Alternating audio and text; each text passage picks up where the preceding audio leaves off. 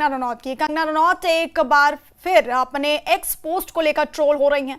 कंगना रनौत ने x post पर अपने लोकसभा क्षेत्र मंडी में हुई तबाही की बात करते हुए ये लिख दिया कि भरमौर और चंबा मंडी लोकसभा का हिस्सा है, जबकि भरमौर और चंबा कांगड़ा लोकसभा क्षेत्र में आते हैं, जिसे लेकर उन्हें ट्रोल किया जा रहा है। कंगना ने अपने पोस्ट में लिखा कि भूस्खलन, बादल फटने और सड़कों के बह जाने से मंडी लोकसभा क्षेत्र के भरमौर, चंबा और आसपास के क्षेत्रों में सामान्य जनजीवन बुरी तरह से प्रभावित हुआ है। इस आपदा से धार्मिक पर्यटन के लिए देवभूमि आने वाले श्रद्धालुओं को भी कठिनाइयों का सामना करना पड़ रहा है। मैं प्रभावित क्षेत्रों की स्थिति पर निरंतर नजर बनाए हुए हूं और प्रशासन से लगातार संपर्क में हूं। मैं सभी से एक बार फिर पुनः अपील करती हूं कि सुरक्षित स्थानों पर रहें। ईश्वर से प्रार्थना है कि हमें जल्द ही इस कठिन परिस्थिति से राहत मिले।